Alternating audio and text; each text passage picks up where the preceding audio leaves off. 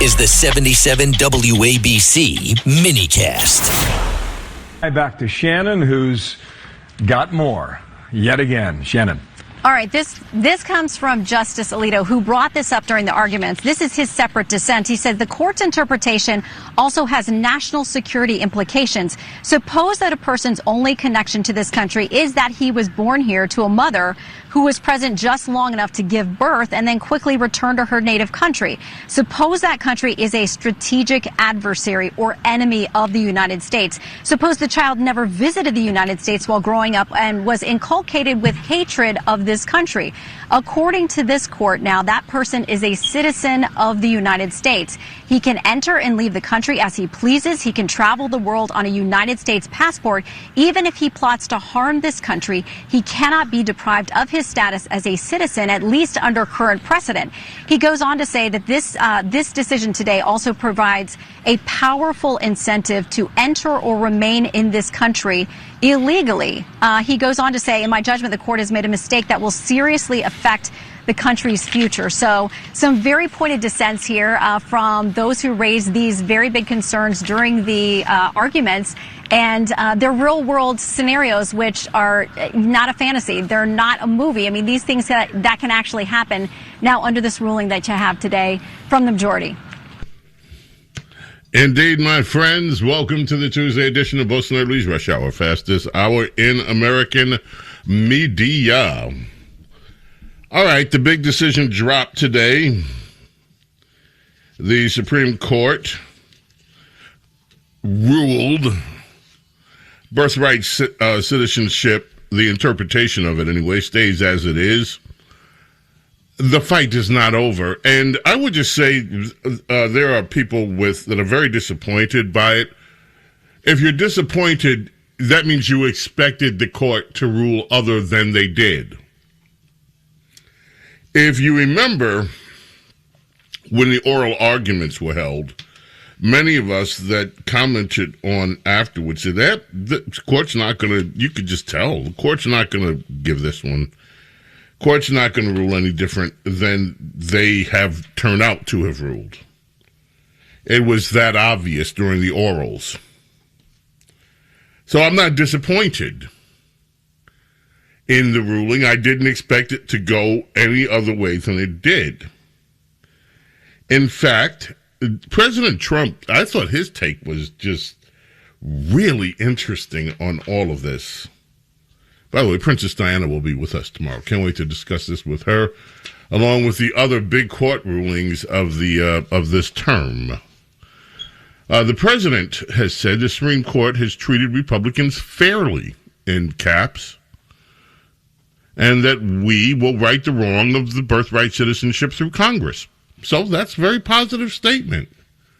In fact, that's what Justice Kavanaugh suggested as the way to deal with this, is that Congress, and from my interpretation of what I'm reading, it may not take a constitutional amendment. The Congress could ratify the intent of what birthright citizenship means without going through a constitutional amendment, and that is one way to go about it. But President Trump said, getting back to his statement, the biggest and most consequential decision issued by the court by far is the Slaughter case, which overturned the very famous Humphrey's executor rule.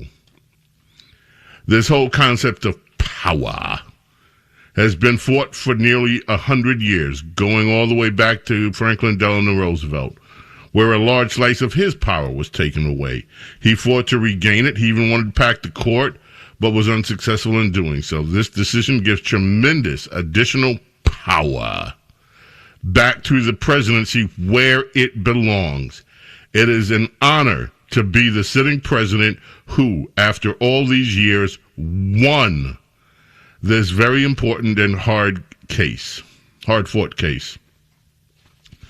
Trump goes on to say, we've had a look at victories, too. We had the birthright citizenship loss, which we'll work to correct in Congress. But the big slaughter was slaughter.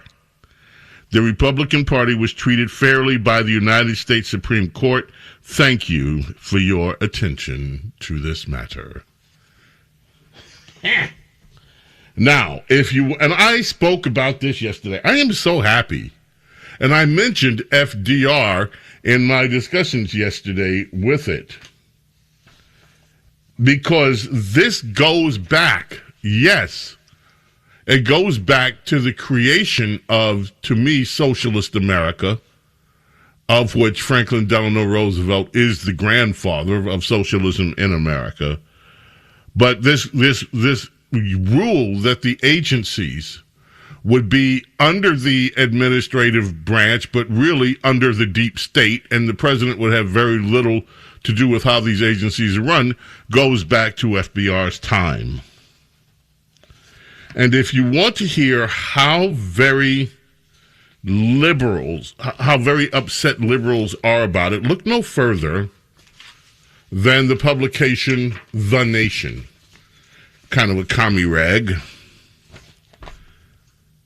Their headline reads thusly: the Supreme Court just gave Trump a terrifying new power. On Monday, the Supreme Court vastly expanded the president's power by ending the independence of the country's independent executive agencies. That whole opening sentence makes zero sense. Executive agencies are in the executive. You can't have independent agencies as if the executive agencies don't fall within the executive branch. The president runs the executive branch except for these independent agencies, which are in his branch, or her, if we have a female president. And The Nation goes on to say it did this in a ruling that gives the president to fire the people who run these agencies at will rather than for cause. This change doesn't just mean that Donald Trump and Elon Musk, boy, they hate Musk, can chainsaw their way through the federal government. It means that Trump, or whoever is president after him, can undermine the entire regulatory structure that constrains the smash-and-grab capitalism favored by the Epstein class. Boy, they are just going all out here. People upset. It means that institutions that regulate banks, businesses, public health, and the environment are nothing more than the puppets of the administration in charge. It means that the administration under the president actually gets to implement what the president that was elected sees as the mandate for his or her election. That's what it means. Up until now, you could be president, and you had this bureaucratic state. It's called the administrative state, or it's called the deep state. Take your pick. And they have all these political appointees that Democrats and their allies, for the most part, have lobbed into these positions. Some buried them in this for decades. And their job was to, if a Republican is elected, sabotage. Yeah, he's supposed to be in charge of the agencies, but you sabotage that president. Make sure that we don't get Republicans who actually have power. And that has been overturned now, and liberals understand the full meaning of it. I said yesterday, this is one of the biggest rulings in our history. It is. This is one of the biggest rulings that has come down in the court for the last 100 years. Now, getting back to this birthright business very quickly, Kavanaugh, in his concurrence, appears to have given Republicans a path forward. That's what a Fox News report said. He did not argue that President Trump's executive order ending birthright citizenship violated the 14th Amendment. Instead, he argued that such a change would require an act of Congress. So what Kavanaugh is saying, and pretty much in his, hey, Congress, you guys want to change this? You can change this. He wrote, the court today holds that the order violates the 14th Amendment to the Constitution. Speaking of Trump's executive order, I respectfully disagree with the court's constitutional holding. In my view, the executive order does not violate the 14th Amendment, but the order does contravene a federal statute, 8 U.S.C. 1401.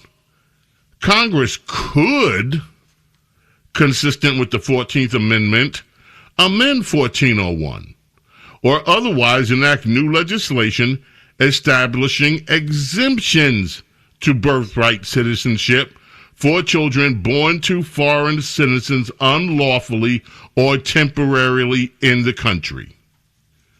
But Congress has not yet done so.